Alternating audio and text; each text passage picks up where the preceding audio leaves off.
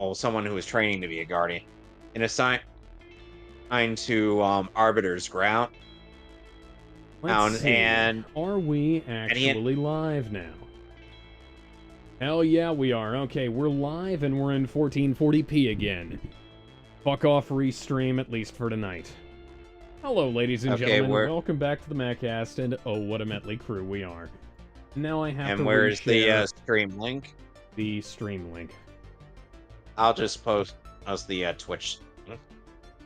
So the Twitch link is no longer streaming to, because restream is fucked. But I have 5,000 kilobits a second broadcasting to YouTube at 1440p, so I'm more than happy with that. Okay, so no longer have to downscale.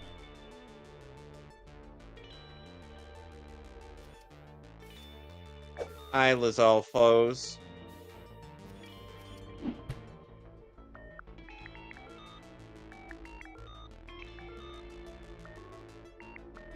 So yeah, Link in Twilight Princess was initially in around in the Gerudo Desert, or in the Arbiter's ground. Guys, but unfortunately, what? Like, I'm just saying is, like, Yahtzee, can you, like, add a goddamn drop shadow this text? I can't see shit.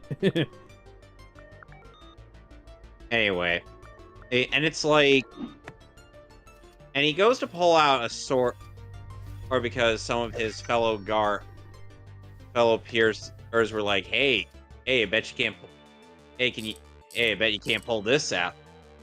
Link goes to pull it out, and suddenly the entirety of the city that he was in, as well as his peers, are sucked into the Twilight Zone. Feels like I'm stepping into the Twilight Zone. Link, feeling very much responsible for all of this, ends up feeling guilt-ridden, and before he even gets into the Ordon village, and hides out there, and essentially is there to hide out.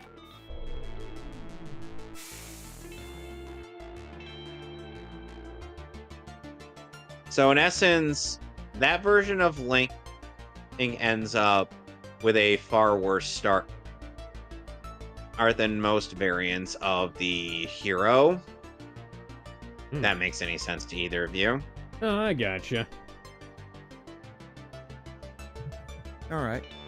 So aside from me, have either of you been keeping up with The Boys? No. I don't even watch it. No, because I don't watch crap. That's a perfectly fair response, Kevin. So, new episode of The Boys, and, you know, it's heartening to see even the people who were shilling for the show for the last, like, however many episodes have turned against it. Because, you know, some things are beyond the pale, and Eric Kripke making fun of sexual assault is kind of on that, god damn it, is kind of on that spectrum.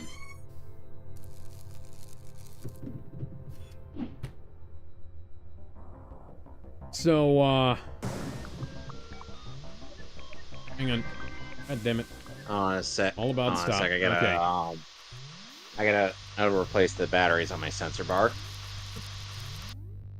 Oh, you have a battery-powered sensor bar? Yes, it's a wireless one. Okay. But, we'll get into that. So, not only... This episode features some of the most obvious plot twists of all time, and frankly, I was hoping that the writers were going to be a little more clever than they are. But, you know, they're... I should have known better than to expect that after, you know, the previous episodes and Gen V and some of the things that went on in Season 3, but frankly, So, turns out that in order to create that, you know, they had that super virus that attacks Compound V, right? And in order to make that strong enough to kill Homelander, it would be strong enough to create a global superhuman pandemic that would kill every single person who's had Compound V administered to them in the entire world. And via this information, it is revealed to us that Joe, Jeffrey Dean Morgan's character, is in fact Tyler Durden. By which I mean, he isn't real and hasn't been this entire time. And, complete with the Fight Club style montage of showing us, Billy not interacting with people, and in fact interacting with, absolutely nobody at all in places where, he thought he was talking to Joe, which is interesting, because, at this point I would have sworn that Joe had interacted, because somebody posted about this on Twitter, right?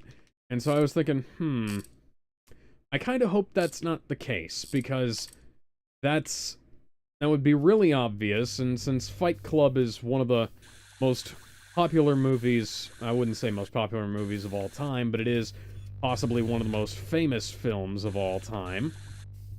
One of the most quoted, and for Definitely sure. one of the most quoted, and certainly, one of my very favorite films. Same here. Yeah, I would hope that there was something a little bit more to it, especially considering that we already saw Billy was having visions of Becca, who was also dead. I would have hoped that there was something else afoot. That maybe we had a different game, so to speak. But no, the game is afoot was exactly what it was always thought to be all along, and it's the show is now worse for it. Frankly, I am disappointed. But, let me guess, your disappointment is immeasurable and your day is ruined. Oh, my disappointment was already immeasurable, and my day was not ruined by The Boys Season 4.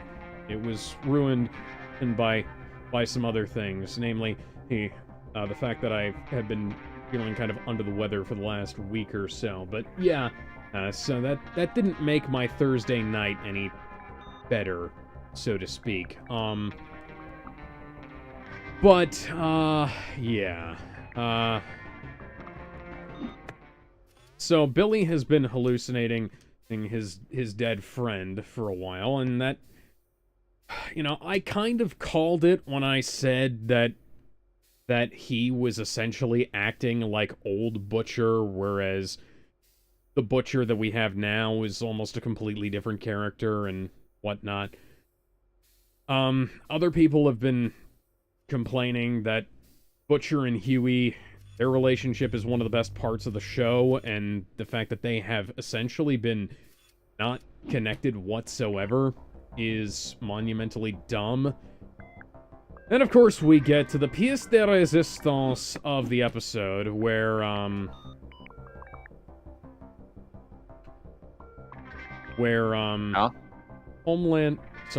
Homelander has this little party at Tech Knight's house, right? And Tech Knight is now a racist, and also like a really weird pastiche of David Carradine, and also the guy, fucking Eric Kripke, doesn't know what Eric Kripke doesn't understand Batman, I have to say. Because he says, is like, oh, we're, like, critiquing Batman's fascist underpinnings. Have you forgotten that... Oh, fuck off with that. Have you forgotten that the Gotham City, police department is incredibly, and I mean fucking incredibly corrupt? Because it is. Like, it just fucking is. Like, watch fucking Watch fucking Batman Begins. Watch, like, Batman, and watch a fucking Batman movie. Jesus Christ, guys.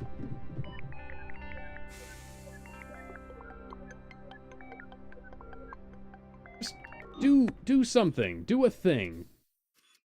Like, if you're gonna be writing satire, it needs to be accurate satire.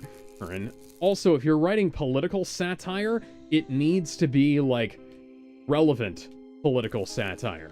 Because this episode features a bunch of political satire that is, at the newest, a decade old. Ah, there we go. There are a bunch of Okay, so... So, they need to get into this party to get to Tech Knight so that he can get information. So they can get information from him, right? $100 million to Black Lives Matter. Yeah, so I would be remiss if I did not point out that Black Lives Matter would be cozy with Tech Knight, considering that they are also millionaire scam artists grifting people out of their money. Exactly. Yeah. Frankly, it doesn't matter what political spectrum you're on, because that's just objectively true.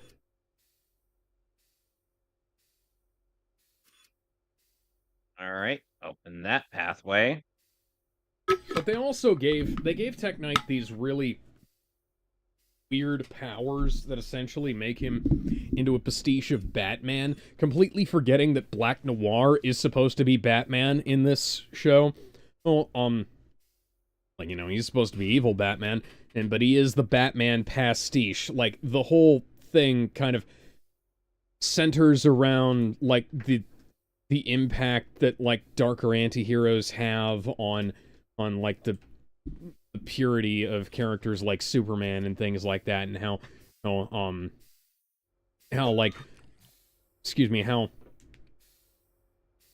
comics like Superman at Earth's End and whatnot tried to make Superman into this edgy character, when that's really not what he is supposed to be at all.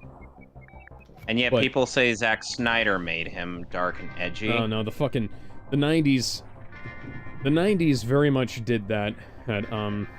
And gave him that mullet that my mom would be like, nope, we're cutting that off. Now God damn it! And trust me, she knows what she's talking about.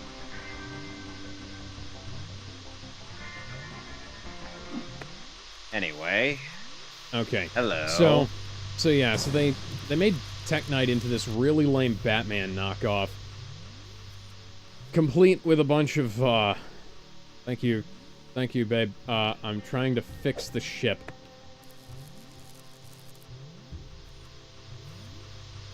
Right. And Tech Knight is a pervert in the comics, but he's not, like, he has a brain tumor that's kind of causing it, and he winds up being like one of the more competent hero characters and whatnot. But he's super characters. And Tech Knight doesn't even wear the goddamn suit that is the reason he's called Tech Knight in this show. So what's even the point? Well, yeah, like, why call him Tech Knight? Why don't you just call him like Psychic Man or something like that? Because you wanted to use a recognizable name from the comics? We're turning into the MCU at this point. We're turning into James Gunn's DC universe, where we've just got these names that we can just use whenever we want. Yeah, we've got names that were just you created new characters for this season. Firecracker and Sister Sage are new characters. Why didn't you just create a new character? That aside, yeah. Okay, so there is some interesting stuff going on. There's also some really stupid things going on, such as when Starlight so they send Huey undercover as fake Spider-Man, whose name is Webweaver, to go, infiltrate Tech Knight's party that he's having, and it's described as an alt-right party, and yet the party the people at the party are spouting, like, rhetoric that was mainstream Republicans, stuff that mainstream Republicans said, and stuff that Democrats have said, like, fuck, Victoria Newman gives this giant speech at the end of the party where she says, like, all this horrible stuff about how people are essentially just cattle needing to be guided to some kind of greater good. And it's like, oh my fucking god. Like, you're attempting and failing to portray, like, these political spectrums in such a way that you don't get it. Okay, so have either of you heard of the quote-unquote legitimate rape, quote from, I forgot I didn't have an Oneirus device. Do I have an Oneirus? I don't have it. I just wasted a bunch of goddamn fuel. Well, it's a good thing I've got some. Glad to hear it. Well, anyways, so, about 12, 13 years ago now, it was so long ago I had to look it up. This politician made this statement in, it was either a debate or like on an interview or something where he was being asked about abortion, right? And so he said, in the case of legitimate rape, the woman's body has a way of quote-unquote shutting that whole thing down. Which is, just interesting. It's an interesting perspective. That's not how human anatomy works, but I'd love to hear more about your views on how, like, the human reproductive system works. But let's just keep in mind for a second that was said in like 2011, 2010, I think. I looked it up and I can't remember, and I don't remember who it is. Like, the guy who said it died 3 years ago. And he said it 10 years before that. So, like, that should tell you how topically relevant that particular statement is, right? Like, if you're gonna pull out any kind of modern day political, if you're gonna make political commentary, right? Make fucking political commentary. Make and make it good. Make it well written. Yeah, make a, like, you can do that. Like, Sonic the Hedgehog 2 had one of the funniest jokes I've ever seen in a movie. It was well-timed. I was not expecting it. Dr. Robotnik said there's good people on both sides, and it was funny because it was true. Yes. You did some things, I did some things. There's good people on both sides. I love that joke. You could have made a joke like that. And even if Jim Carrey is mentally stuck in 2016, it was still actually well delivered, because Jim Carrey knows how to make a good joke. Jim Carrey is a funny guy. And, like, this is just something somebody says to Victoria Newman. I don't even know who the guy is. This character doesn't have a name. He's just an old dude who looks like a cross between Dick Cheney and Joe Biden. I don't get it. Like, there's all this shit going on in this season, and so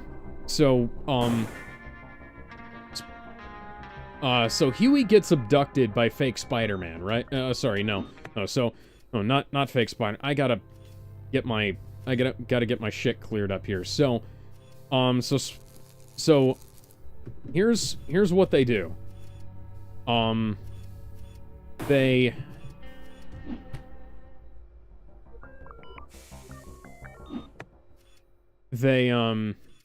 have to infiltrate Tech Knight's party, so they go and they drug Webweaver. And this is the first of a number of instances in this episode that a lot of people have complained about, myself included, of them just blatantly doing shit to show man-ass. Like, you didn't have to do that. You just did. Like, so they go to Webweaver's place to steal his costume so that Huey can infiltrate the thing. Now, keep in mind, Homelander is at this party, right? So he should immediately know, hang on, that's Huey Campbell underneath that suit. Because there's only one thing that can block out Homelander's X-ray vision. That's Cobalt. And that was established back in Season 1. Yeah. Huh.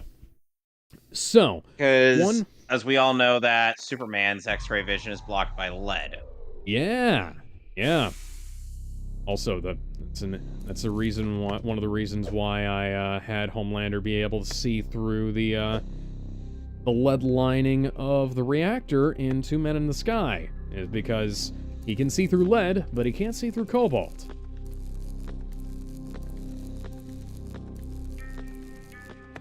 But yeah,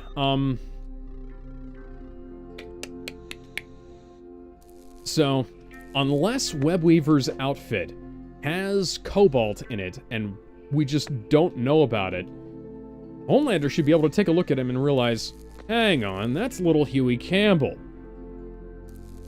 Granted, Huey Campbell, of course, being 2-3 inches taller than him. The irony is not lost on me, but, Oh god, this boss.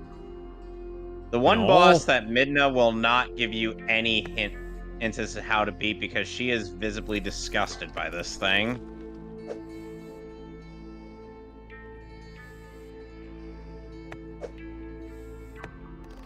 None of this is worth the health loss I'm going to incur if I don't leave now. Okay, so that's flaw 1 with this plan. Granted, they did not know Homelander was going to be there, but considering that Homelander is there, he should figure this out immediately. Second, Huey can kind of do an impression of Webweaver's voice. He essentially sounds like if Peter Parker was a stoner, Like, if you crossed Huey and if you crossed Spider-Man and Shaggy, that's the result you'd get. So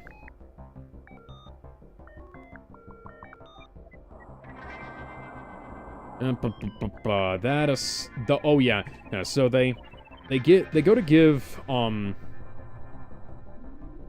have to give Webweaver this knockout drug so that he'll let them use his costume without getting in the way, because he wasn't planning on going to the party at Tech Knight's house, I don't think. But why they couldn't have just asked him for the fucking costume, I don't know. But so there's Webweaver. He's not a normal Spider-Man knockoff where the web comes out of, like, his wrists or the back of his hands, The web comes out of a hole above his butt. Which is a joke made by by Yahtzee Croshaw in a Zero Punctuation video from, like, 15 years ago. So, congratulations, you're not only using bad political satire, you're also ripping off jokes that people have, that better comics than you have brought up, like, decade plus ago. I'd have to go back and look. I think it was in the Shattered Dimensions video. Spider-Man Shattered Dimensions video from back when we used to get, like, a Spider-Man game every couple of years rather than... And they were all, like, mediocre to decent, as opposed to just being mediocre to bad. And we get them every, like, 5 or 6 years now. Yeah, I'm not bitter. So, Alex, next question. Before we go on, how do you feel about the claw shot? I like it. I wish it would have, I kind of wish it would have come around sooner and been around longer. Well, it did come back in Skyward Sword. Yes, it did. And I appreciated it it there. The fact that you can get the dual claw shot in that game is fucking outstanding, because you can go... It basically means that you turn into Batman. Well, Spider-Man in some instances. Well, Spider-Man in some instances, yes, but, you know, you get to hang on the wall and do the Batman thing. I'm mostly thinking of the Batman thing from, like, Dark Knight Returns and Batman v Superman, and where he hangs on the... He shoots up, hangs on the wall, and shoots again. Which is probably something Webweaver does, considering he is a massive heroin addict. Yeah. So, Mother's Milk has to administer a... He has to put the heroin in cocktail up Webweaver's butt, but he sticks it in the web hole by accident, and there's no excuse for this. The web, like, even if you're not looking directly at it, like, you have OCD like he does, it's like, as somebody who has actual OCD, I can say, like, in a situation like that, I'm gonna be uncomfortable, but I'm gonna be looking right at it, so I don't have to do it twice. You feel me? Yes.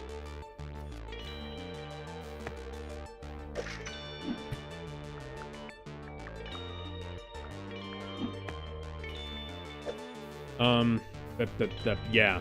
So, there's that. Yeah, they basically just do the thing so that they show Mother's Milk shoving the syringe full of shit. Heroin? Oh, yeah, heroin and other stuff in, Webweaver's butt. But then they shove it in the web hole, and then they shove it in his butt, and he webs everywhere, and then Mother's Milk has to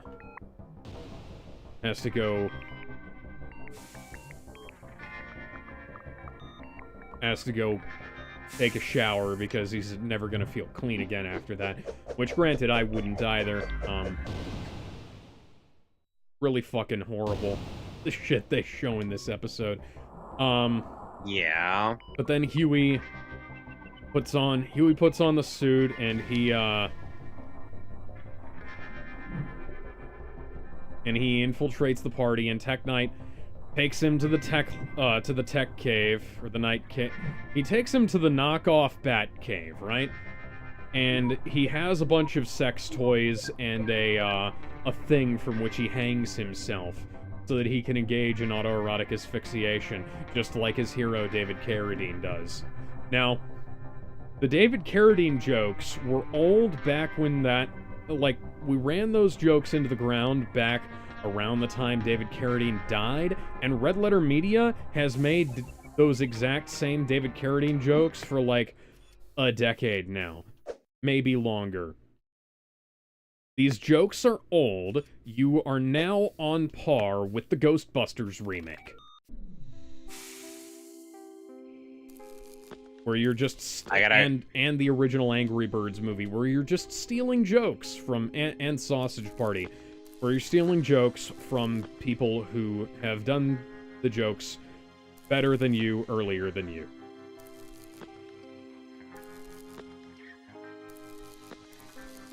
And they're not even as funny.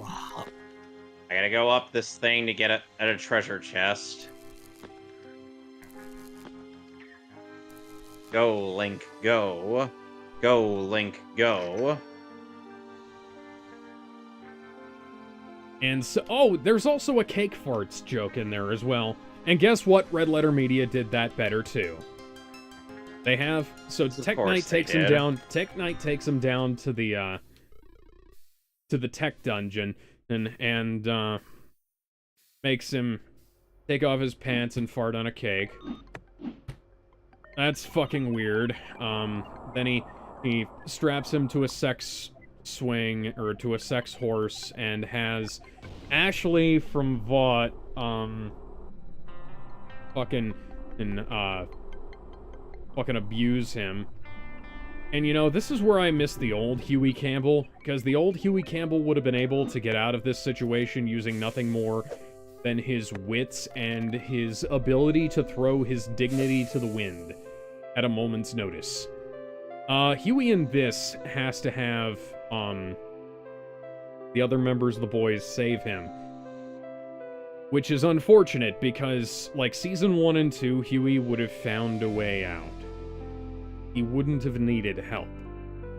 Look at the things he did to get out of the shit that he wound up in with fucking Ezekiel. Look at the stuff he did to get out of,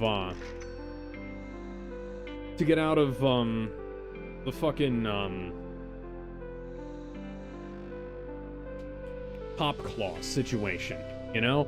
Look at all of that. Look at the sheer ingenuity that Huey expressed in those first couple of seasons. Even in Season 3, where he started relying on,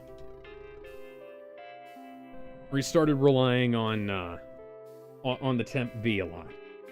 Like, he still used his... Like, the fact that he took the Temp V at all saved their fucking asses. And it was...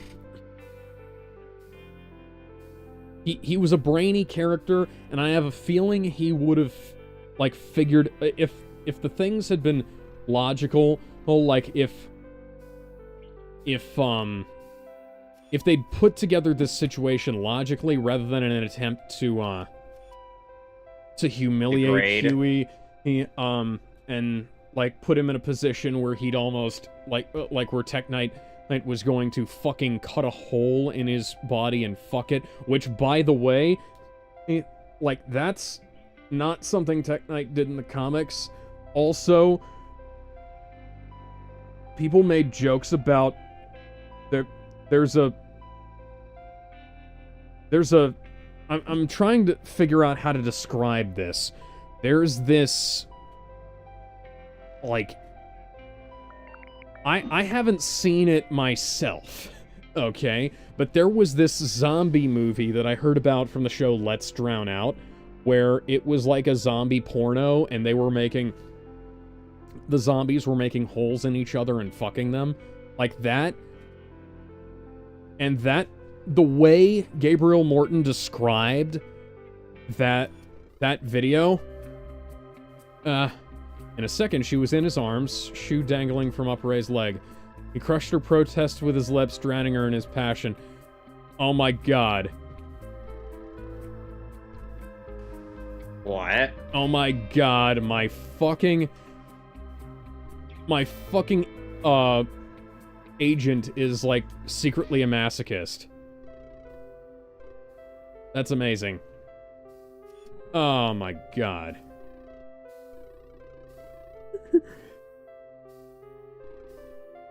But this is funny. This is actually kind of funny. But yeah, so, like, Ashley from Vought, she, like, masturbates and wipes it on Huey's face, and stuff. Not his face, but, like, his suited face. And then Huey doesn't even get to fucking kill Tech Knight. Which is unfortunate, because, like, I would have Tech Knight was written as his, as like his childhood hero, right? And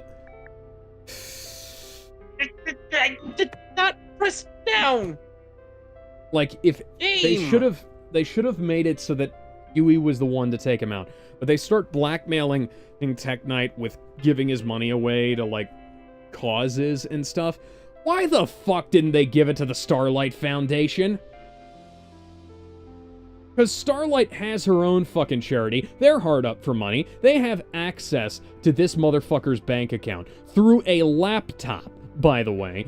And they move around hundreds of millions of dollars using this laptop. And then they take the laptop, and I'm betting that it's going to be a plot device. And you know who else had a laptop with hundreds of millions of dollars as a plot device in a story regarding the boys? Fucking me. I had a laptop with hundreds of millions of dollars as a plot device in a story about the boys. I ain't saying Eric Kripke read my story and ripped me off or anything. I'm just saying it's kind of funny. Granted, you know, this is money being a plot device, and these days is, you know, laptops being a computer storing money and all that. It's logical. I'm not gonna claim plagiarism on this. However, it was kind of interesting seeing that. I'm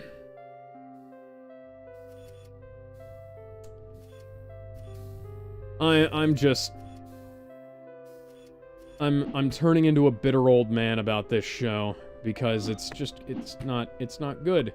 And I'm wondering where they're going to take it, you know?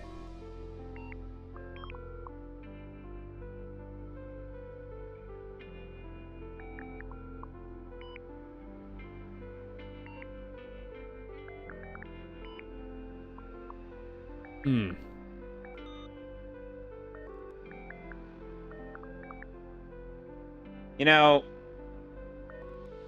a lot of people, when it comes to Skyward Sword, aren't also very fond of, aren't really fond of having to go back to the surface every so often. I don't understand that. That's like saying that I don't want to go back up to the overworld, I only want to stay in the dungeons.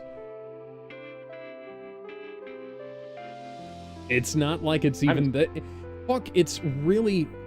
It's not even that difficult to get around the overworld. Or the surface area, whatever you want to call it. You know, and there's a fast travel system. I mean, you can go up into the sky, travel around, and then find a drop point and go down there. It's fun. It's just as fun as flying, as sailing through Wind Waker was. And people who love Wind Waker fucking complain about Skyward Sword's traversal system. I was like, come on, guys. Skyward Sword's traversal system, I feel, is like, okay, yeah, this is kind of derivative of Wind Waker. A little bit, yeah. But there's nothing wrong with that. You always got to build on your previous game mechanics, you know? If you don't, you wind up making a game like fucking Adventure of Link or whatever the hell Zelda 2 was called. You know? Something that's completely out of left field. It was called Adventure of Link. You were right about that. Okay. Oh, good. But yeah, you wind up making stuff that's completely out of left field and makes everybody, you know, like, it's a massive learning curve for people, to shift things around like that. I still remember one of my favorite moments in Pro Jared's review of Adventure of Link is him commenting on the jumping crouch and stab. Because it's like he wants to imagine what that does, and then he actually recreates it. It's like, yeah. I won't even necessarily say that Adventure of Link is a bad game, but it would be better if they'd remade it to be like the other Zelda games. Yes, I agree. Or just remade it to, like, even if they did like one of those, like they did with, Link's Awakening. If they did, like, essentially a one-to-one remake, but they improved a bunch of stuff, like, make it so that the leveling system is fixed, so that it's not, so that you don't just lose a bunch of progress and things like that. That every You know time what I'm betting they're... You know what I'm betting they're probably gonna try to fix? What? The fact that... You know how in, you know how people commented at the fact that in Zelda 2 you get these, you get these two lovely young lady. You get this one lovely young lady who will heal you. Oh, and then you go into her home and things happen. And then, of course, there's that old woman who will do the same thing. But for magic. Link is an equal opportunity guy. He is not going to he's not going to turn it. Yeah, he's not going to turn it down, no matter whether it comes from somebody his age or an old hag. Just as long as you bring the suck.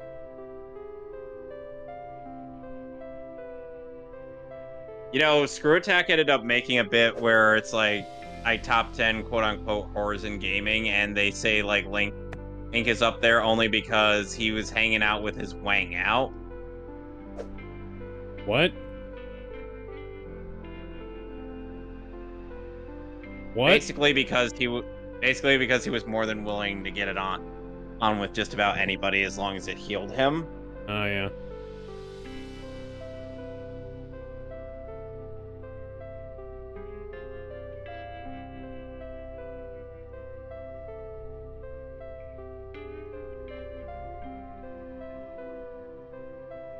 Well, this looks like the only valuable thing here, really.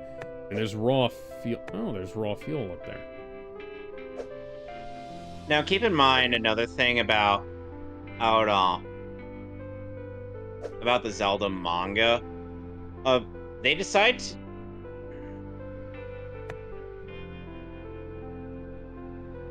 They end up deciding after Majora's Mask to adapt Link to the Past. And they also adapted Phantom Hourglass before doing Wind Waker. Interesting. I like... how different is it from the original Link to the Past comic? It's pretty different. It's different enough. Okay. Because I was gonna say, A Link to the Past wasn't a particularly accurate adaptation as far as the Nintendo Power comic went, but it was still worth reading. Yeah. And Akira Himekawa does really good with the manga. I can believe it. Like her style with Zelda is really good. Like, look no further than the Twilight Princess adaptation, or the adaptation to the prequel of Skyward Sword.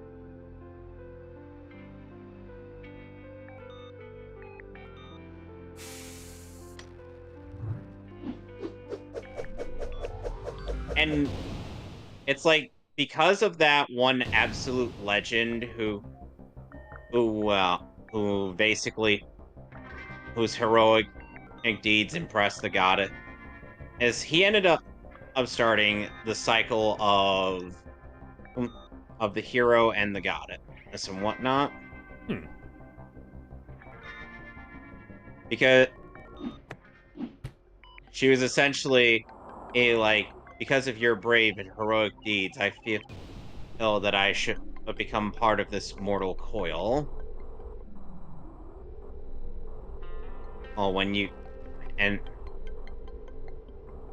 she essentially, he decides to reincarnate with him in a human form. Hence why Zelda's a thing. God damn it.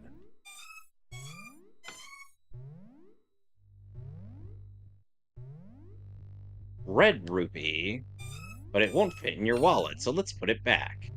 God damn it, game. Got that. Bad.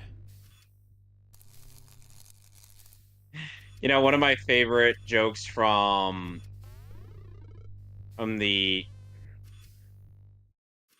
Legacy of the Worthless from Rank 10 Yu-Gi-Oh!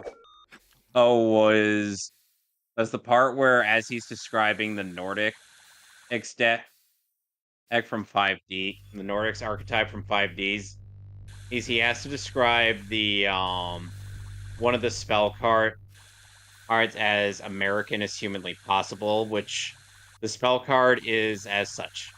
Goddamarung.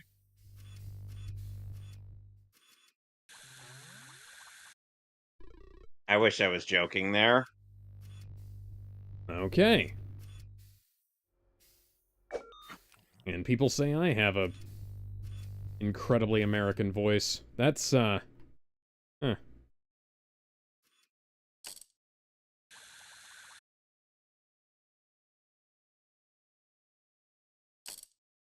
Well, now he filled up the room with enough water to fill in a swimming pool.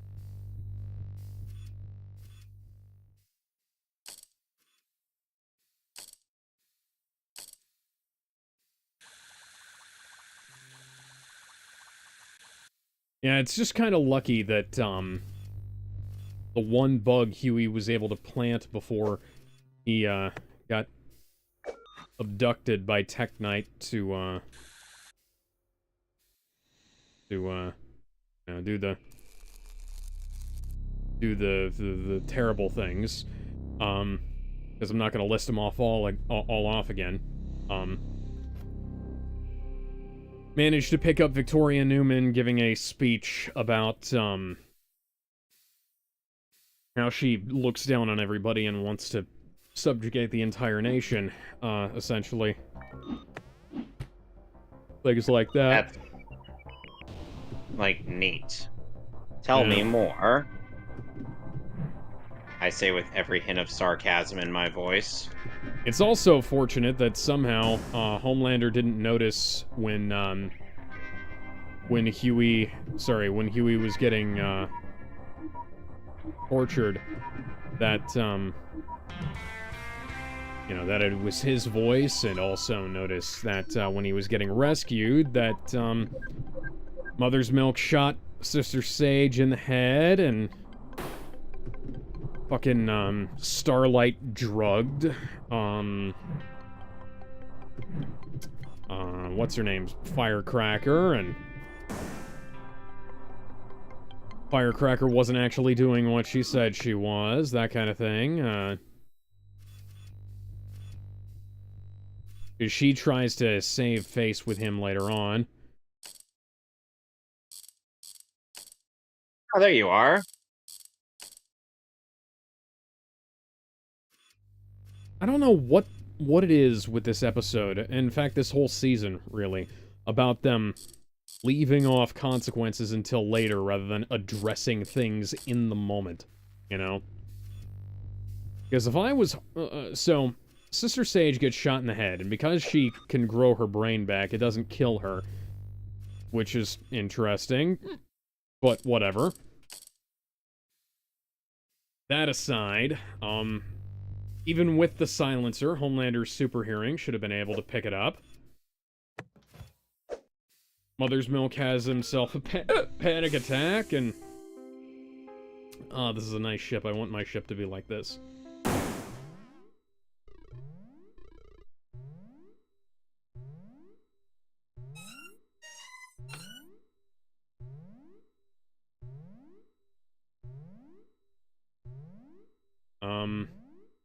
Yeah.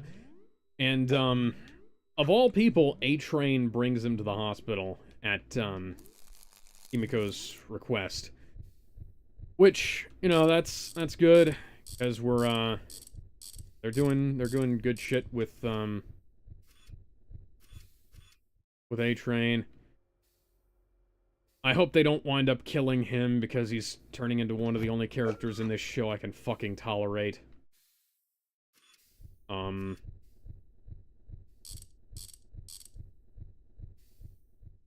did not know this. I did not know you could traverse this section. Yeah, then at the very end, after all of this time of Huey, showing us Huey's ass, showing us Webweaver's ass, all, showing Ashley wiping her fucking pussy juice all over Huey's face and shit, when Firecracker flashes her boobs at Homelander and shoots milk right into his mouth, we get a fucking nudity discretion shot so that the actress doesn't have to show her boobs. That's retarded. And I don't care if they gotta, like, if, granted, you know, they would have had to use a prosthetic. They probably used, like a lookalike or something for, or hell no, Jack Quaid's no stranger to showing his butt in this show, so I guess it really doesn't matter, but, they fucking horse shit. Because, like, you subjected us to all this male nudity in this episode. It reminds me of fucking The Flash, you know, where we get a full-on shot of Ezra Miller's ass for, like, a big 360 shot, where it's at the center of the frame. You can't ignore that, you know, that kind of thing. But when Supergirl is, like, in a thing that isn't bullet resistant and doesn't cover up fucking anything anyways, we don't get a shot of her. The actress isn't afraid to show her boobs. She's shown her fucking boobs online. Like she covered up her nipples and everything, but come the fuck on. Like, Sasha Calle has a great bot. I'm not gonna bring this up again. We already talked about this in The Flash. But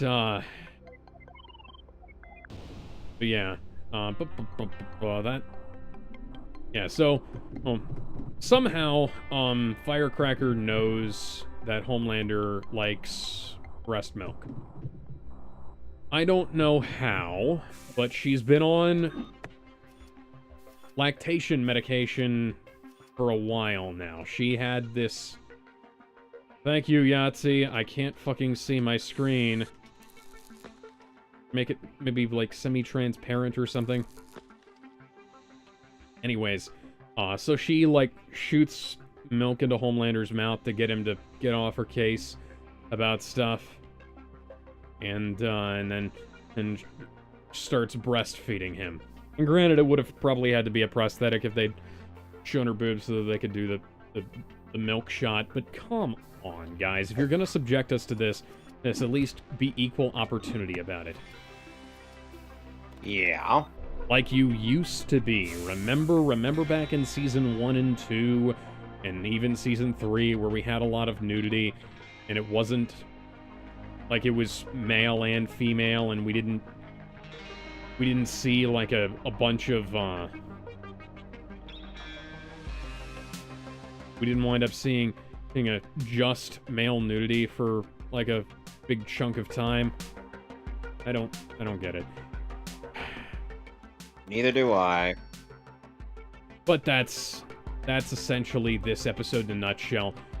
Starlight had an opportunity to kill somebody who is essentially her arch nemesis at this point and get away with it, and she didn't do it. Frankly, at this point, I would have snapped the bitch's neck just to have one less person. And, like, if I'm part of the boys at this point, fuck her. Like, kill the bitch. It doesn't matter. She's, like, we've killed Ezekiel. Ezekiel's fucking dead, you know? Well, he was probably more of a threat, you know, less of a threat ideologically, more of a threat, in terms of his powers, because he's essentially a gay Christian Mr. Fantastic. And no, I'm not exaggerating when I say that, but, you know, they don't do sensible things in this show anymore. They do things for shock value. And I'm so thankful that all the people who are saying, and you realize this is satire, right, are realizing the show's not funny.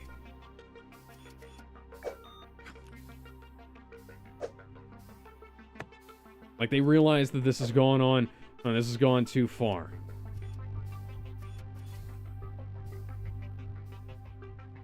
Well, it's not like Amazon Prime is going to cancel this. Oh no, it's on for another season. Yeah. It's gonna finish its run. Whether we wanted to or not. Yeah.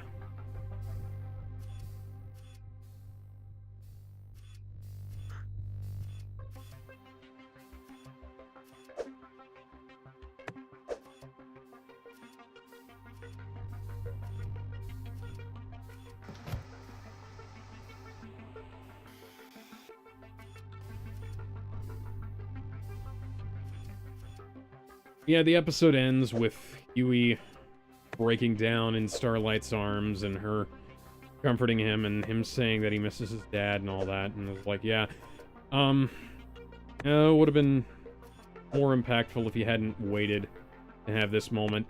Like, if it had happened that night at the hideout, I believe it would have been better.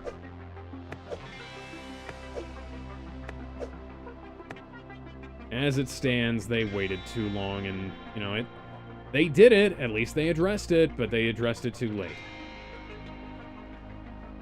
There's nowhere to sell things here. Probably should have known that. Oh, for fuck's sake. YouTube chats, and I haven't seen them. Hang on. Damn it.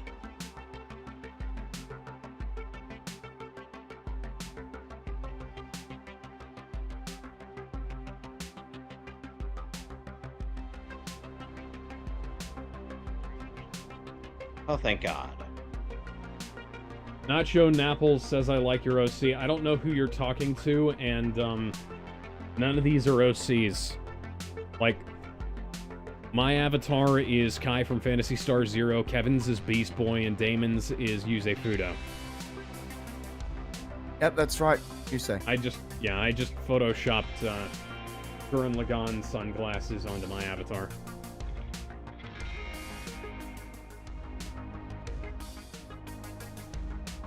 Yeah, so... Yeah, none of us are using original characters. So, Damon, what do you think of the claw shot? I don't really have much of an opinion on it. Sorry.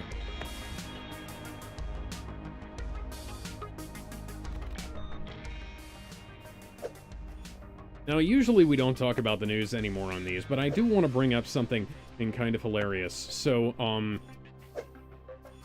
Dick Cheney has essentially endorsed Joe Biden for president, which is the worst endorsement for president you could ever get. Oh, God help us all. You know, Family Guy ended up getting this guy very accurately in their sketches. Yeah, so for those of you who don't know, Dick Cheney... He is a man who shot somebody else in the face, and while he was vice president during George W. Bush's run, and he was known as one of the most evil men in America. And him coming out... Yeah, him speaking up against Donald Trump is probably the best endorsement Donald Trump has ever gotten in his entire political career. Good job, guys. Like, you don't have to... Nice job. It's not a... Thanks for guaranteeing the win. And for Donald Trump. Yeah. Yeah, I don't get it. Like, people know Joe Biden is already kind of on the ropes in terms of his popularity, right? But they thought that it would be a good idea for him to for Dick Cheney, the most hated man in America, both while he was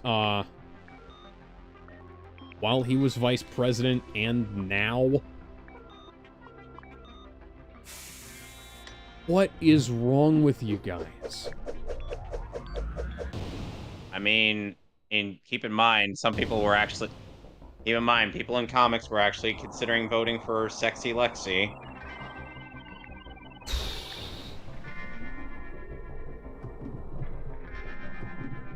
I would vote for Lex Luthor before I would vote for Dick Cheney for president. I'd vote for Lex Luthor if Dick Cheney told me not to vote for Lex Luthor, I'd have to seriously consider as like, well, what are Lex's qualifications? And what's he got that Dick Cheney doesn't want to be there? Because Dick Cheney is that bad of a human being. He is the devil, he is the Antichrist, he is non-denominational versions of evil. Well, he is Ragnarok, he is the one. He is the one, the worst, the bad, the ugly. He is, I'm not exaggerating when I say, hey, that he is one of the most hated political figures of our time, just in terms, on both sides, just in terms of his actions alone. People don't like this man. And I would come out and I'd say, hey, Dick, shut the fuck up. I don't want your endorsement. I don't want you speaking up on my behalf. And meanwhile, Dick Cheney at Walmart, go fuck yourself. Go fuck yourself. Go fuck yourself. Yeah. No, I'm what? Sure no, that's inaccurate. That's a show of humanity. Dick Cheney isn't human. What do you mean a show of humanity? Explain yourself. So being told to go fuck yourself is something that a human being would do to another human being.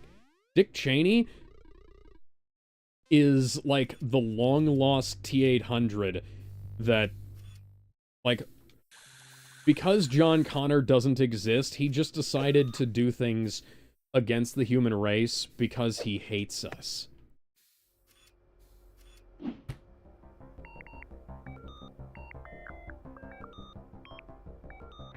I see.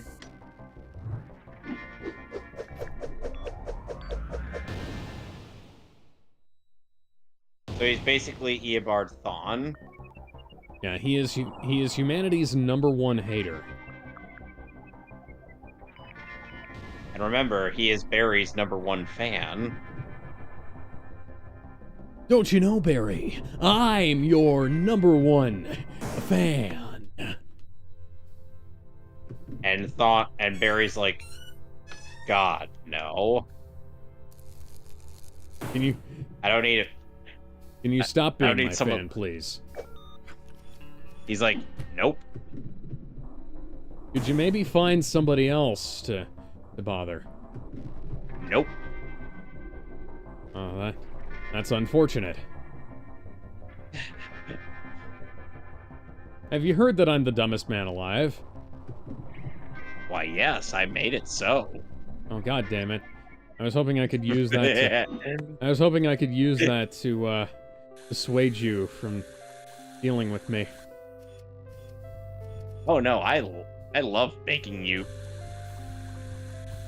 unbearably he's stupid.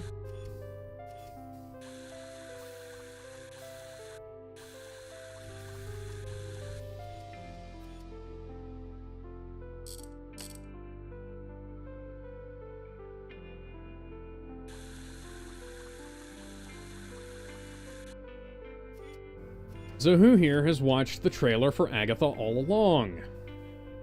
Nope. I watched about half of it and decided I didn't fucking care. Sorry, Damon, what were you going to say? I actually said nope. I haven't seen it. Oh, yeah. Yeah, I don't blame you. It's like them trying to capitalize on WandaVision 3 years too late.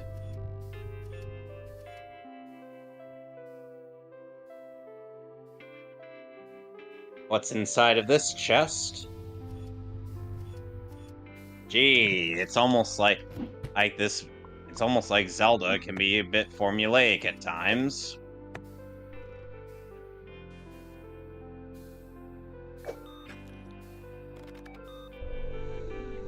So now that we got the big key, we can go fight the boss and end this dungeon.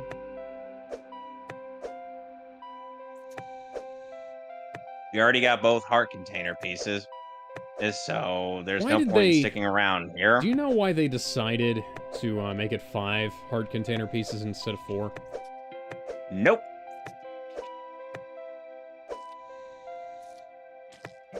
I haven't the faintest idea.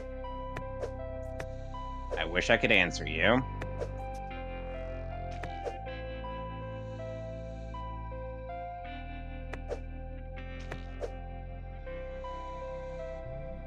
I gotta kill 4 more Zoobs.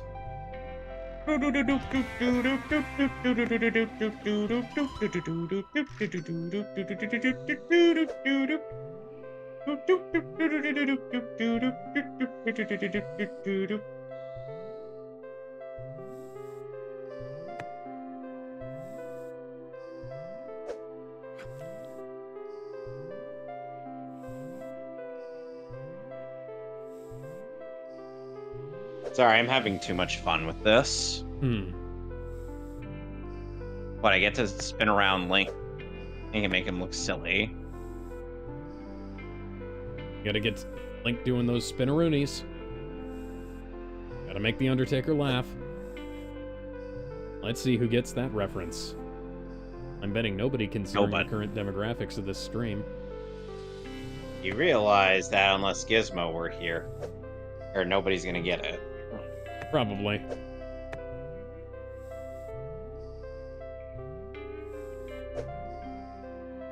Raw fuel. There we go. And it's right next to the landing pad. Just in time. Oh boy.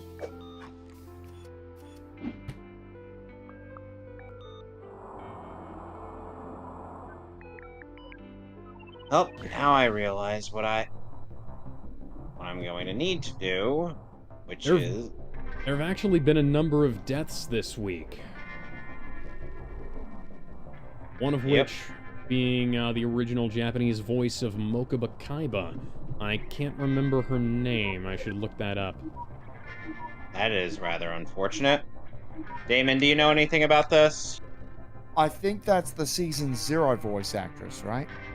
Oh, I believe it was from Duel Monsters, but yes, I forgot.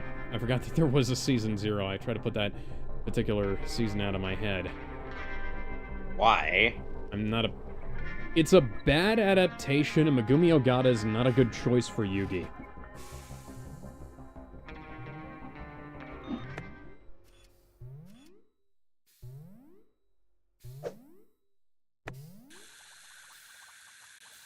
Like, the voice she uses for Yugi is the same voice she uses for Shinji, right?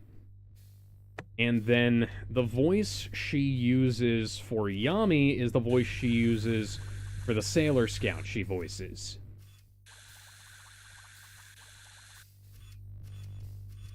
I can't get over that. Especially when I'm used to hearing Dan Green's sultry tones. Yes, and his very sexy voice. So sexy he used to dub hentai. Yes, he certainly did. Wait a minute, you worked on hentai? Why, yes, Yugi. Yes, I did. But why? All for the pussy? Yugi, I did it all for the nookie. And then he's like, Pharaoh, what is nookie? You'll find out when you're older, Yugi. Maybe one of these days... Maybe one of these days Taya will put out. But I'm 15 and Oh, if Anzu only. But I'm 15 and Anzu hasn't said anything about wanting me yet. She doesn't think you're sexy enough yet. She wants you to go through puberty to become more like me. Well, why would I want to be more like you when I could be more like me? That's a good question, Yugi. Considering we're the same person in the same body, using the same voice. After all, both of us are voiced by Dan Green! All right, now that I've gotten the big key, let's go fight the boss of this dungeon. So, gentlemen, any guesses as to what the boss of this dungeon is? Nope. Really? Yeah. So, but do you know what it is? I actually really don't. Ooh, it's fuel. You're in for a surprise. Alex, any guess as to what the boss of this dungeon is? I don't remember. It's been too long since I played Twilight Princess. Okay, you guys are in for a surprise. Is it Ganondorf? Nope. I know Ganondorf isn't the boss of that dungeon, I know. That's why I said that. Yeah, anyways, Remember Morpha from Ocarina of Time? Yes. Yeah. This is if it wasn't lame. So if it was less lame. If it actually looked cool. This is Morpheal. We gotta get more Its feels, weakness man. is that We're going on a feels weakness is trip. the eye. And I'm electric, yeah, electric guy. I'm protected. Violet hit aquatic electric Morpheal. guy. So the first phase of this fight, we're trying to get the eye. Oh god, no. And it already tried to eat us. Ow. Midna, I don't need your advice right now. I legitimately do not.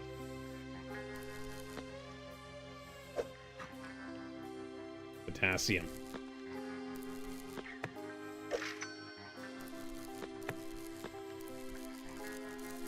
So one of these is going to have the eye in it. Oh, come on! And now it's going to spawn bomb...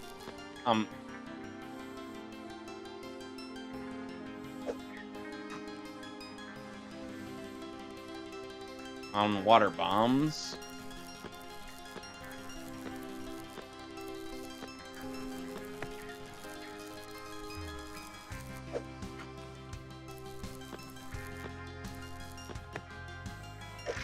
We're done with phase 1 already. Time for phase 2, gentlemen. Oh, I should start.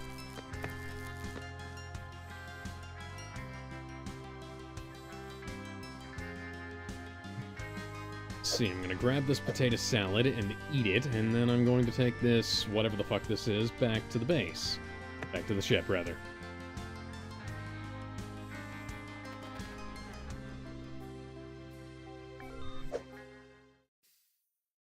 And now, phase 2. Where we gotta chase this sucker. Or not go in front of it. And stab it.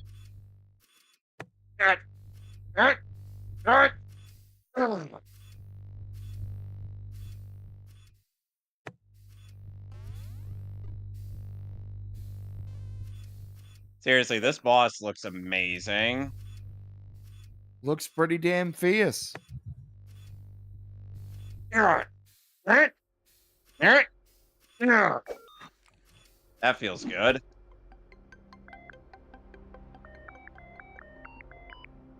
Get back here. I'm not done with you yet. Get a load of this.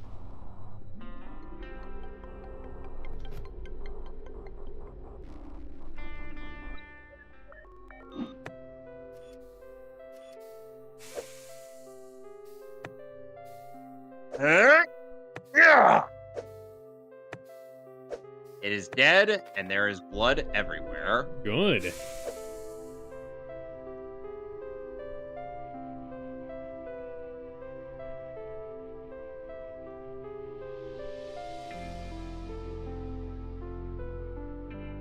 Now to figure out where to place this Oniris device. Now the water is draining.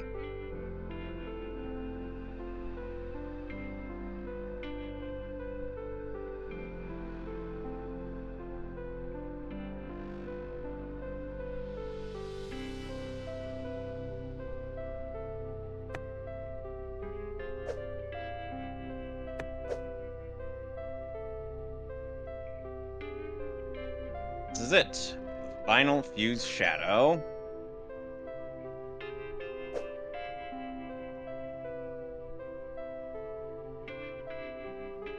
See, Minda, I didn't need your help for that one. I know we've got plenty of fuel right now, but these may come in handy. And I can sell them.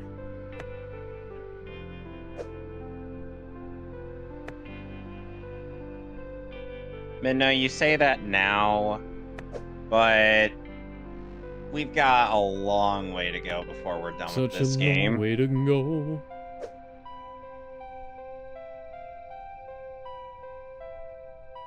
Alright, got my health up by 1. Gotta change clothes.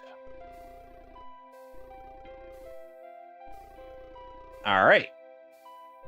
Yep, I'm done here.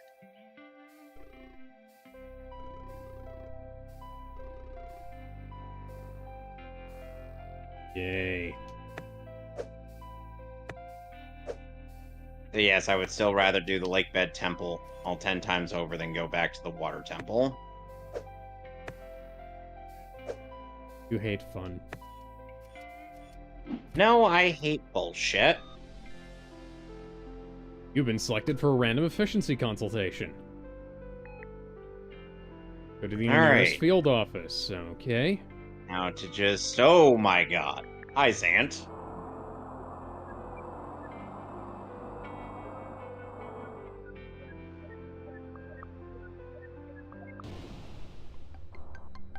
I'm gonna fly around until I find another derelict. Ah, God.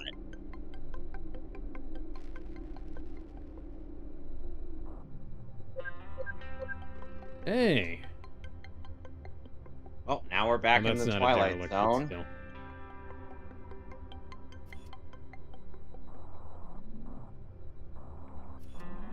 And we have transformed back into a wolf.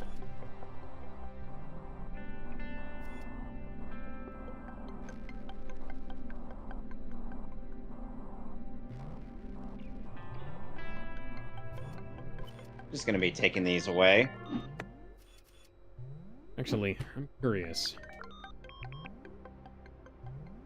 Let's see, we're okay, so we are generating less than we're using. That's not good.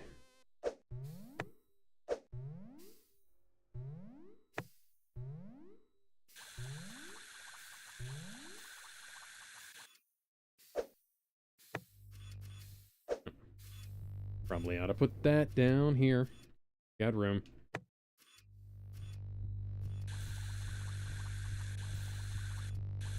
His god being King Ganondorf. Or keep in mind. Oh, really? Oh my, that looks pretty bad.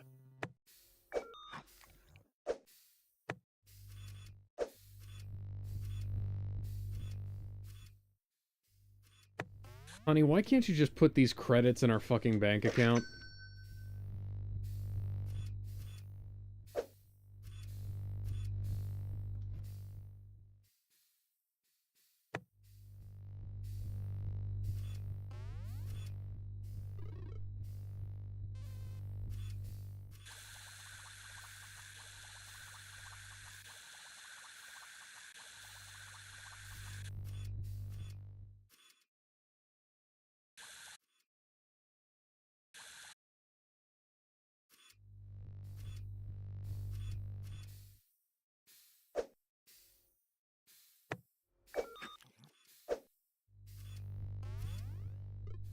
And now, Zant is going to force her to see the light.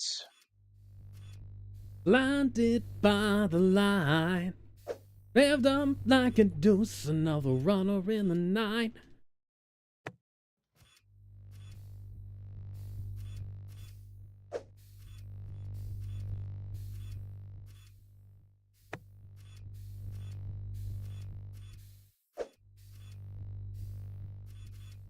Zant be like, now to dispose of you. Oh, wait. You're You have not an aura here of anymore, humility, are Captain. Have you you? been cleaning the engine? What the fuck does that have to do with Perhaps anything? he has.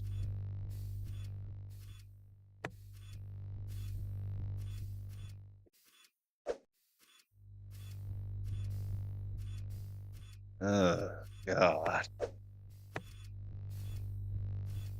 And transport it to Hyrule Field again.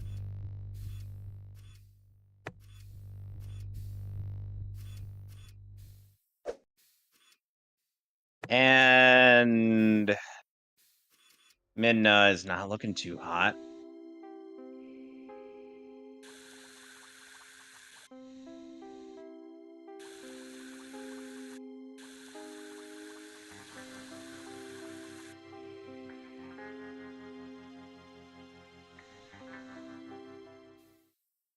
Okay. And now for one of the more somber pieces in this game, which is often called Midna's Lament.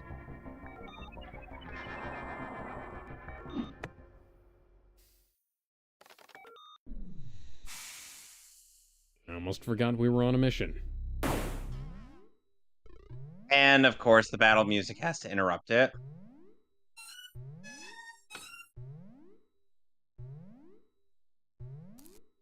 Which, by the way, this song is also in Smashy Bros. Nice.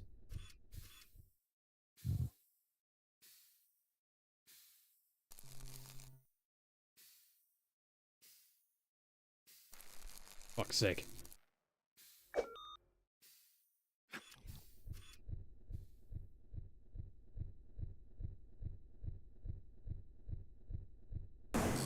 What?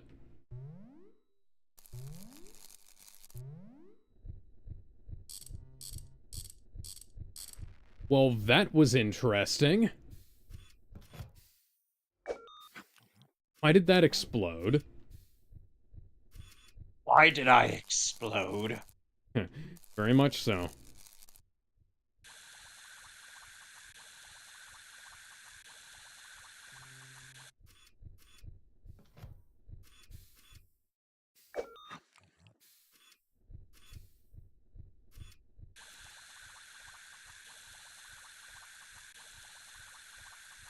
Now, let's go greet our friendly bartender, Telma. Ow! Well, I guess that wasn't Goddamn very motherfuckers friendly. can't keep up with cleaning their own damn engines. This fluffy cat is willing to come out and help us even when it's flooding and practically flooding in Hyrule.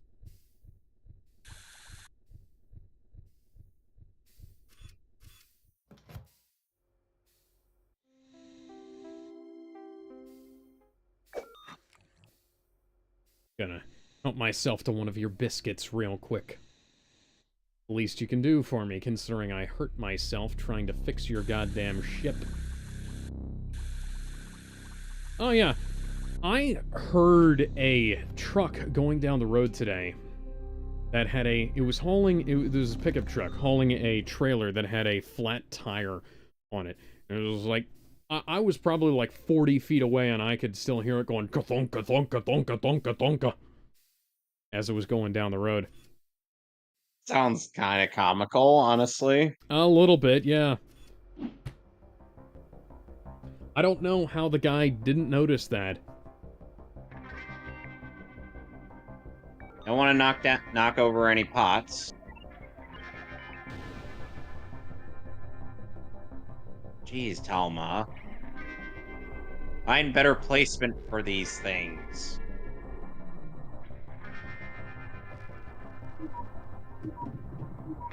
Derelict, derelict, derelict. Fuck.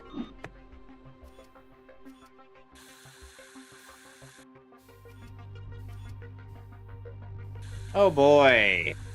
Hey Alex, do you remember when I was saying what I was saying about Pose and that I couldn't fight them now?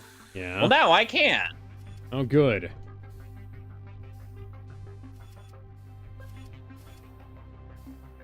Why can't I walk past a photograph?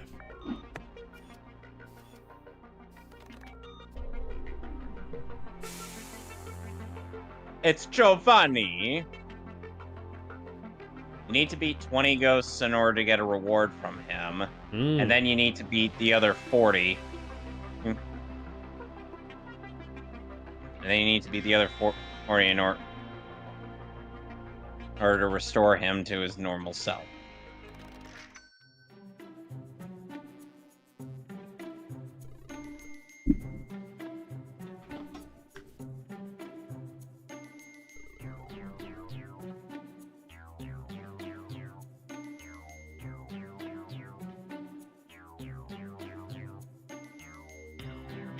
Just using this opportunity to take a quick drink in real life as well.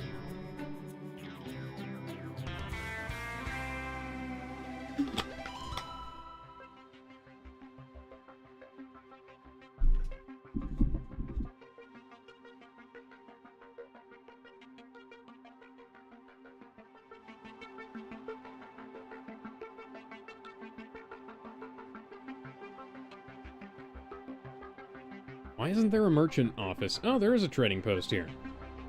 Okay. Well, that's good to see. Means I can offload some of this useless fucking crap. Hey, Sculptulas, piss off. Yeah, well, we're going back. I hope you enjoy it. Again.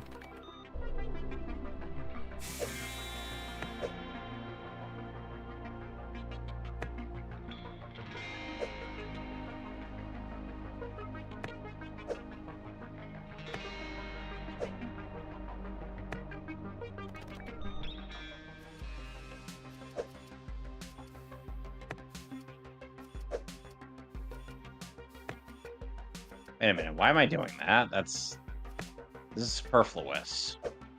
Oh.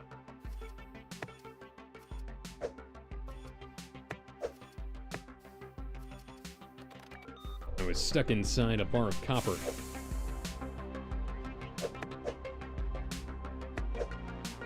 You know, Metro Man has eyes that can see right through lead. Oh, cool. I mean, he made a song about it. I have eyes that can see right through lead. Ow.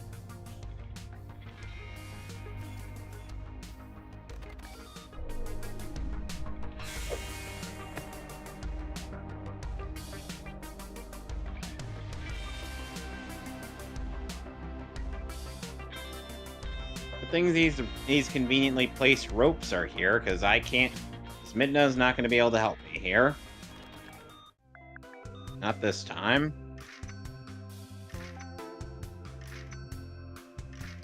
You know, it's also a good thing, Alex. What? That Link is a tightrope champion. Ah. Even in wolf form.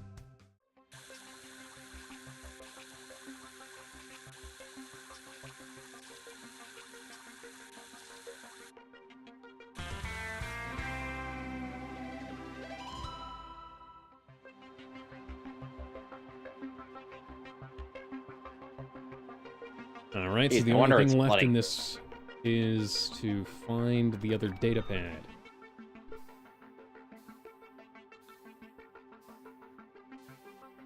If we had a shower, sure.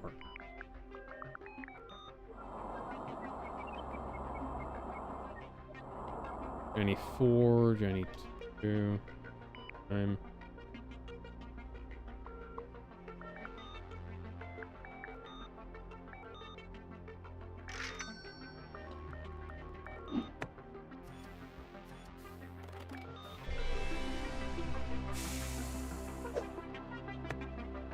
Might as well scout out the other areas.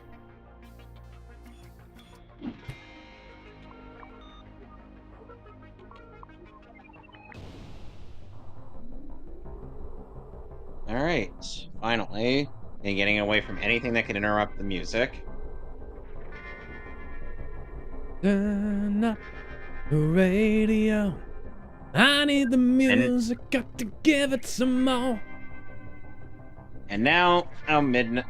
Now we've gotten to Zelda's chamber, and Midna just fell off our back. Oh, god damn it.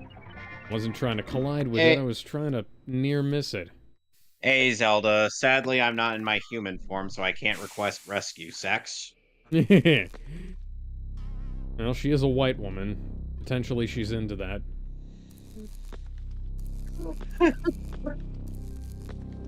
Somebody actually made an Akira spoof animation of Raven in the position of Tetsuo. Oh, where what's in her mind is the green horse.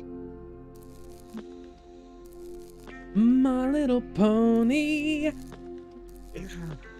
Specifically Beast Boy. My Little Pony.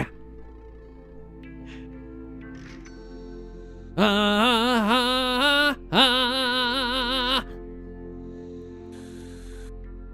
ah.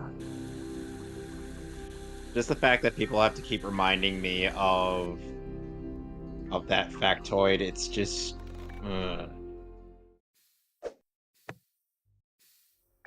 yes, Zelda 2, who has the Triforce, specifically the one of wisdom.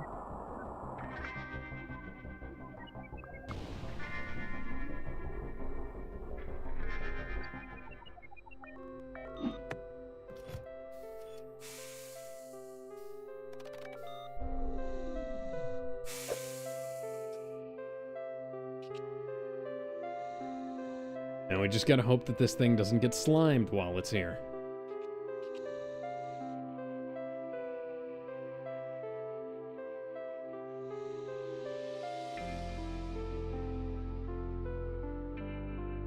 And now Zelda is passing on part of her essence to Midna. That's what they're calling it nowadays. Well, I mean, it's magic, not, Funnily enough, in the Twilight Princess manga after this, is Zelda ends up having quite a few conversations with Ganondorf prior to her being suspended above her throne. Hmm. Ones that actually they kind of comment on how long the whole cycle between her Link and Demise have been going on, and since the event of Skyward Sword. Ganondorf is well aware of the cycle, and he's like, I don't care, I want to keep this going for as long as possible. Because I just want to make all of you miserable. It kind of paints Ganondorf in a very interesting light.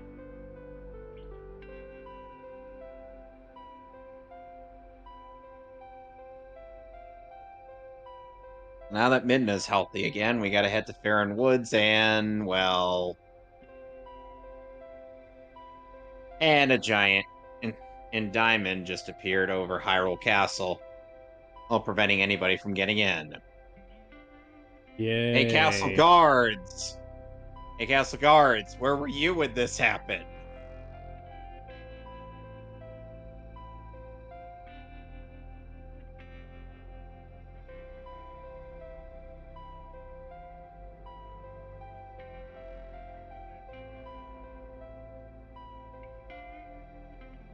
Thankfully, since we have Midna and have the access to the fast travel system, we don't need to track through Hyrule Field.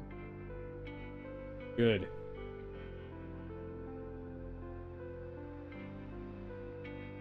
I genuinely find Hyrule Field a little bit irritating in Ocarina of Time as a kid. Yeah, at least with Twilight Princess, there's stuff up to, oh, fine. Alright, there's stuff to see and whatnot. Mm-hmm. Oh, the monkeys. I was disappointed that they didn't fix that in the 3D version, you know? Some people would have complained that I was taking too many liberties. All you gotta do is make Epona rideable as Kid Link. Yeah, but again, that would require adding adding new assets to the game and whatnot. Oh, all you gotta do is use because it's the same model in, I know what you're referring to, but they gotta incorporate that kind of animation to Epona. yeah, but they could have just copied the animation from, because they knew they were going to You're be not. doing Yeah, but the they thing knew they is were going to be that. doing Majora's Mask. They could have just done that little bit Yeah, of but work ahead of time. but the thing is that they have to make that they had to make new models for these remakes, not But just right, reuse the exact same models. right, and they were already doing that, which means they could have just reused you know, baby Epona's model, Oh, and then put the animations from Majora's Mask link on there.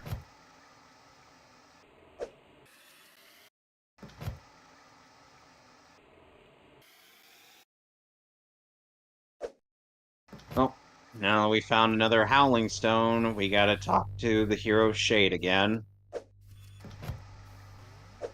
All right, Wolfman, tell me, you have your tale of woe.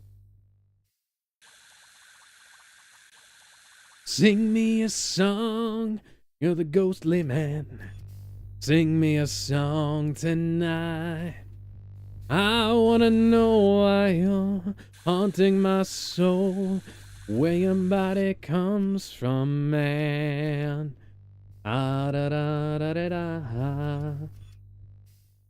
La Why are you la singing Billy da da da. Joel? Now, because I missed that from the boys, because they used to play Billy Joel songs all the time in that show, and now they don't. They bring Billy Joel up a couple of times, and you know what? I wish we could go back to season 1 and 2, where Huey and Billy had these personalities that were all their own. Like, Billy listened to the Spice Girls because they reminded him Becca, and then Huey listened to, Huey was always, he's either quoting Billy Joel lyrics or listening to Billy Joel when the songs were playing. It was awesome, and now they don't do that. Welcome to the Sacred Grove, and sadly, no open bar.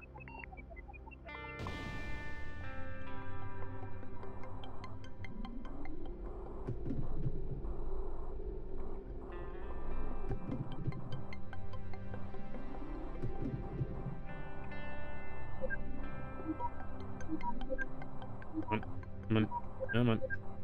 There we go. Oh, now we have to sing Zelda's lullaby.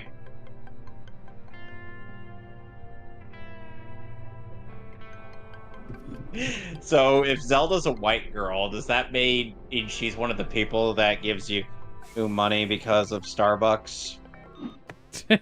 Sure. I mean, Amelia Clark does. Hi, Skull Kid. I'm not sure I want to be associated with her. She tends to be in bad things.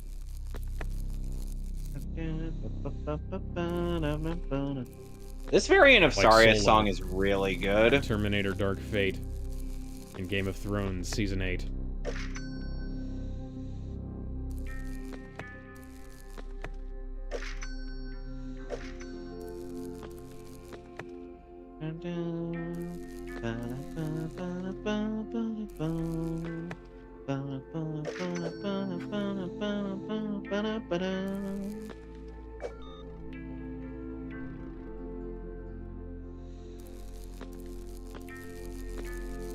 So we gotta beat up this poor kid.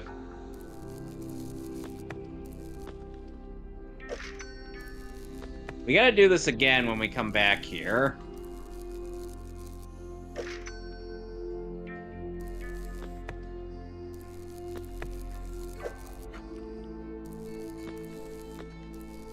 Lucky that there was a carrot there. That way I can just eat my way through my obstacles.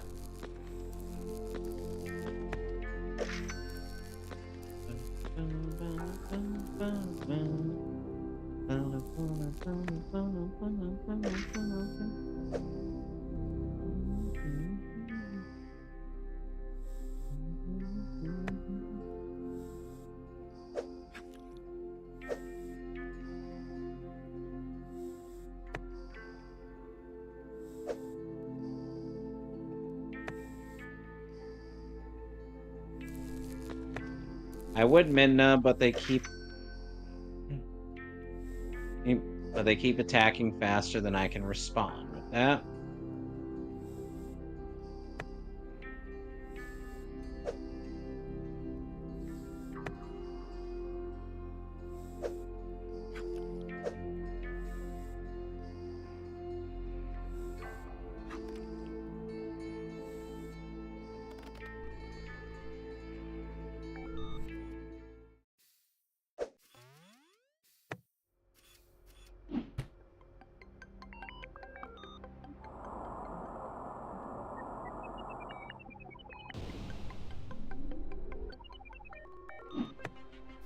Almost makes me wonder why I bothered.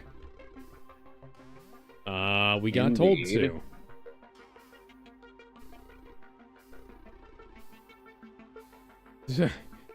Thank you for being incredibly helpful. Guessing they weren't helpful at all? I mean, she's,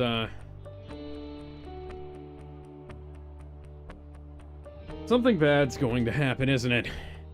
No, I'm going to follow her.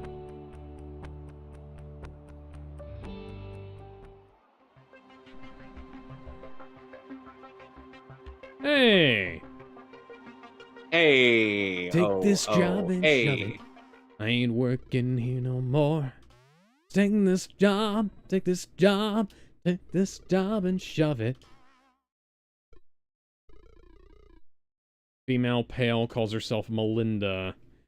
Close the blinds and brew some lemon tea. Lemon tea? Melinda Blagg was an Onuris employee. She missed standard check-in a few weeks ago and went rogue. She steals survey data, apparently. Okay, then. What? This is the Battlefield theme. Bum, bum, ba-dum, bum, bum, bum. Oh, Skull Kid's not too pleased.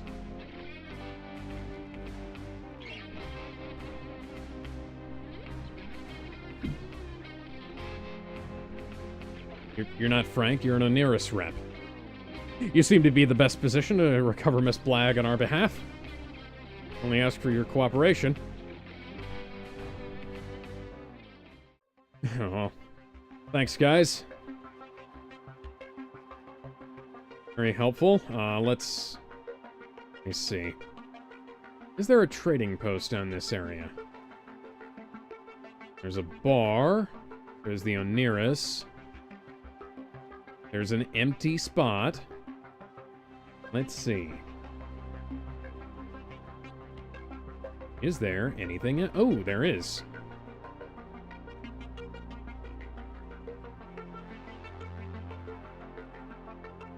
Great. It's not a trading post, guys.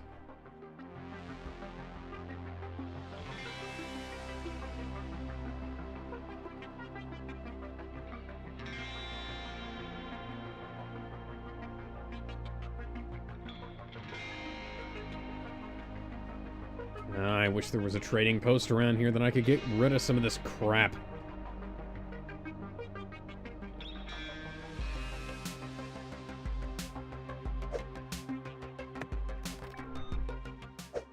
You know what I gotta do? It was Human Link when I gotta redo this whole thing.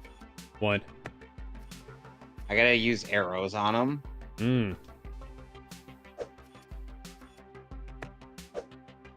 And Skull Kid round 1 is down.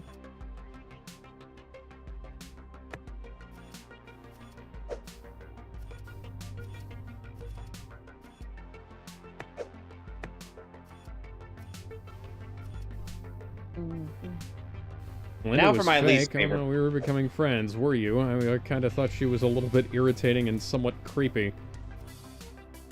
Then again, and that's every member of my fucking crew, so who knows?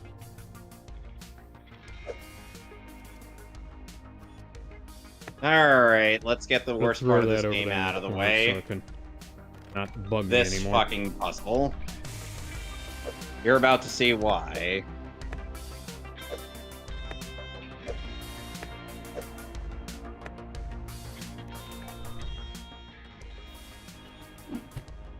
See if I can find an uninhabited planet. Prime. Oh, right, we're over the nearest ventures. So we got this puzzle here, and these two schmucks.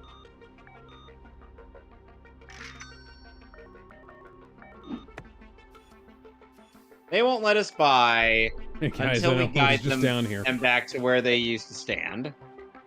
But I gotta grab a thing.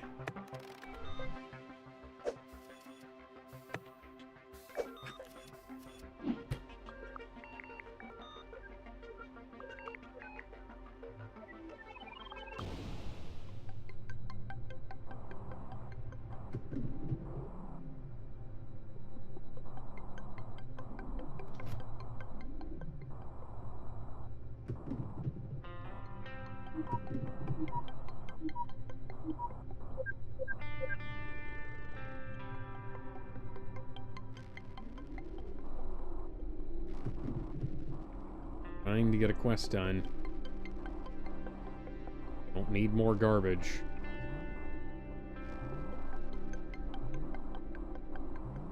Yeah, I'm almost there, guys.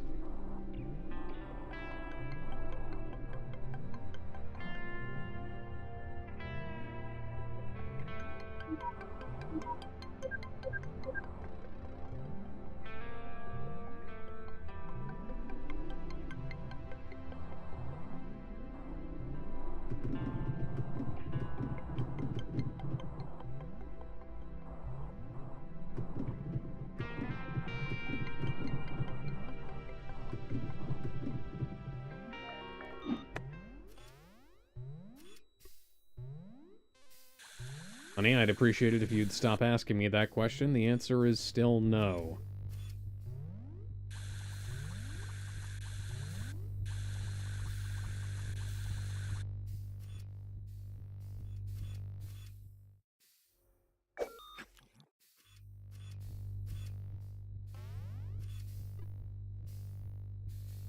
Being mindful of our air supply, I have no wish to die again. So you are aware that you are mortal.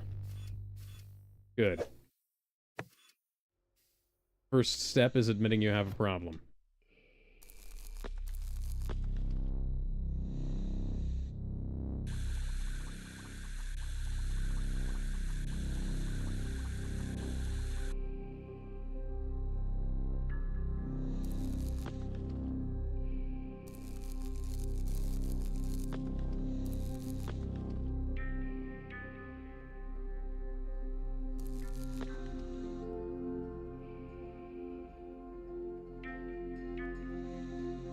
Let's retry.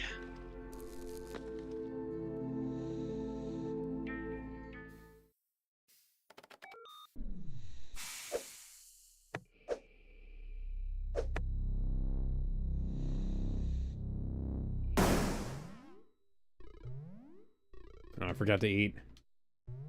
That's not good.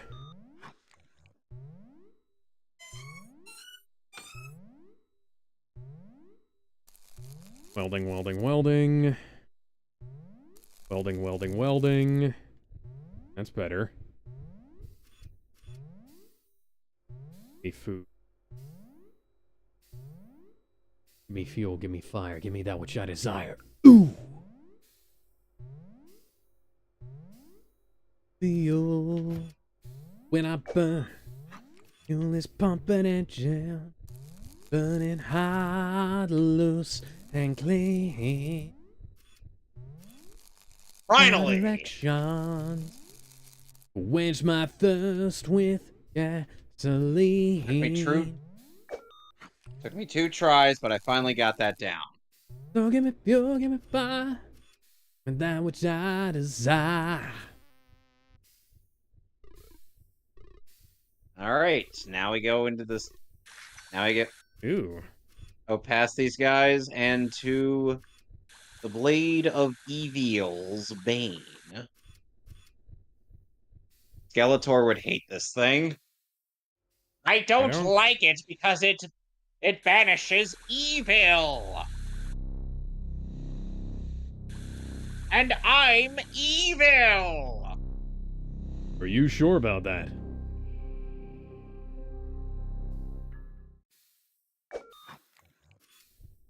Speaking of which, John Cena has announced his retirement run. We will soon no longer be able to see him on Monday Night Raw. Oh, soon. It's gonna be a year. But still. I was expecting this. It was gonna happen eventually. Only he has some weird political takes and is simps for China. He is a good wrestler, and he is... yeah, he deserves better as an actor, I think. You know, I wonder... You know, if this had come out after Skyward Sword and they wanted to bring back Fi... Would Midna be Fi? what kind of... No. Would Midna and Fi get along? Possibly.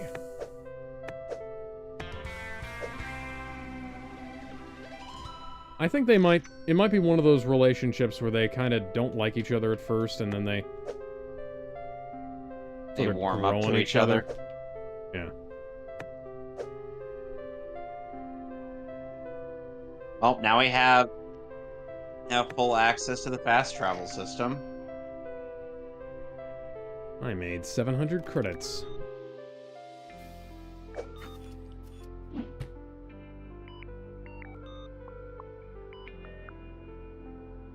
Okay, so now that we have the Master Sword, we literally don't need the Ordon Sword anymore. Good.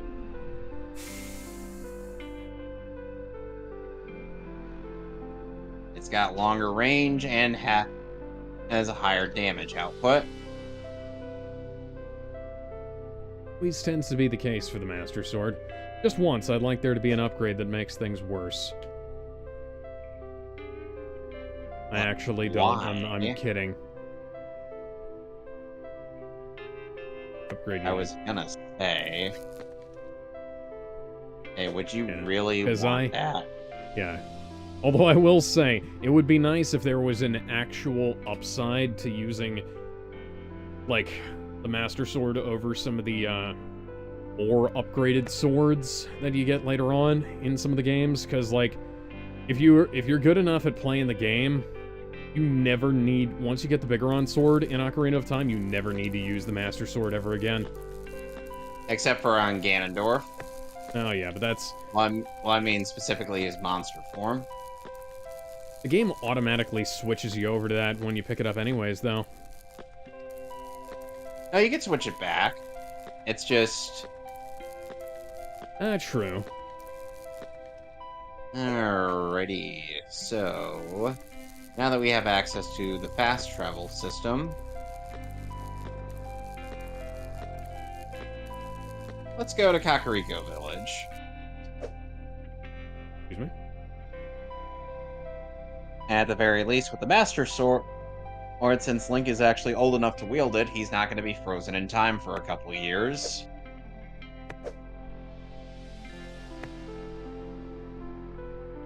I want to see what happens if they don't have the enchantment on the Master Sword for Kid Link, and then Kid Link is basically just hauling around the fucking Bigoron sword, but it's the Master Sword.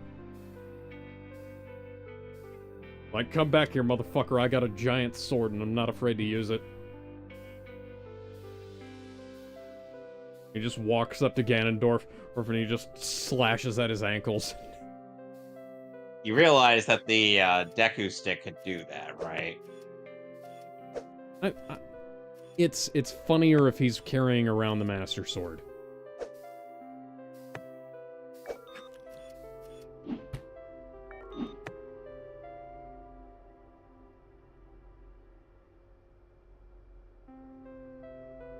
Right, so now that we've spent all of our rupees on that guy, let's go. Fine, I'll go somewhere secluded, Midna. Are you happy now? I'm gonna be turning in for the night now, guys. I got some work I gotta finish up, but I will see y'all later. I've had some progress done on this run, and we'll, what's next week? Are we doing, Next week No, next week is. I think I'm doing Donkey Kong 64 again. Oh, okay. Nope. And the week after is Super Mario 3D World. Awesome. Nice. Make Save sure, and yeah. Make sure and y'all save tune and in for call that. it. We're playing that fucking game. Bye, Oh, everybody. hell yeah. Bye. Bye.